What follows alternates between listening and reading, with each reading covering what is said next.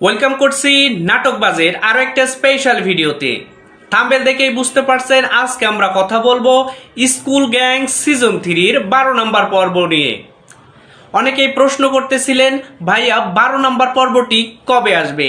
আশা করি এরই মধ্যে আপনি 11 নম্বর পর্বটি দেখে ফেলেছেন। যারা যারা 1 নম্বর থেকে 11 নম্বর পর্বটি দেখে ফেলেছেন তাদের কাছে স্কুল গ্যাং সিজন 3-র এই পর্বগুলো কেমন হচ্ছে সেই বিষয়টি অবশ্যই কমেন্ট করে জানিয়ে যাবেন।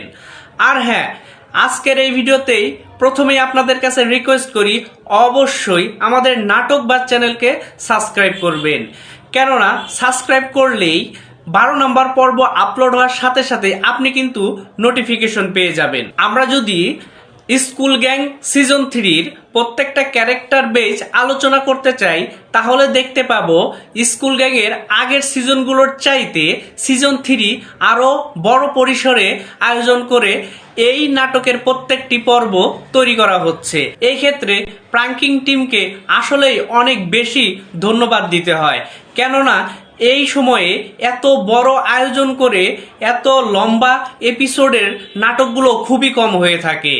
বোঝাই যাচ্ছে বর্তমান যুবকদের অর্থাৎ টিনেজার্সদের এবং জেনজিদের সবচাইতে প্রিয় একটি সিরিজ হয়ে উঠেছে স্কুল গ্যাং সিজন 3।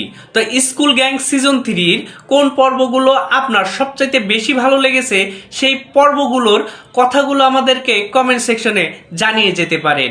তবে স্কুল গ্যাং সিজন 3-র যে কনসেপ্টের উপরে নাটকটা বা এই ড্রামা সিরিজটা নির্মাণ হয়েছে সেটা কিন্তু আমাদেরকে অনেক কিছুই শিখিয়ে যাচ্ছে। আমাদের সমাজে রাজনীতির ক্ষমতার অপব্যবহার এবং রাজনীতিবিদদের সন্তানদের এই ক্ষমতার অপব্যবহার করে এলাকায় স্কুলে আশেপাশে যে আধিপত্য বিস্তারের মনোভাব সেই বিষয়টা কিন্তু প্রাঙ্কিং টিম সুন্দরভাবে তুলে ধরেছে। তো এই নাটকে যেমন কমেডি রয়েছে, অনেক কিছু দেখার রয়েছে, অনেক কিছু শেখারও রয়েছে। সো বর্তমানে যে নাটকগুলো আসতেছে সেই নাটকগুলো আমরা শুধু এনজয় করার জন্যই যে দেখব এমন নয়, কারণ হচ্ছে সিজন 3-র এই প্রত্যেকটি পর্বগুলো দেখলেই আপনি বুঝতে পারবেন এখানে অনেক হিডেন মেসেজ রয়েছে।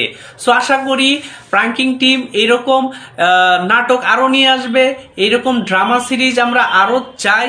আর সামনে অবশ্যই দেখা যাবে স্কুল গ্যাং এর সিজনগুলো আরও বেশি হবে।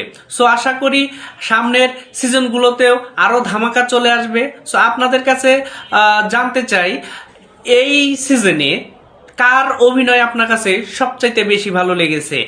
নেগেটিভ চরিত্রে এখানে অভিনয় করেছেন আমাদের শায়লা সাথী, কারণ হচ্ছে শায়লা সাথীকে সবসময় আমরা বিভিন্ন চরিত্র দেখে থাকি, তো এই চরিত্রেও শায়লা সাথী কিন্তু দুর্দান্ত অভিনয় করেছেন।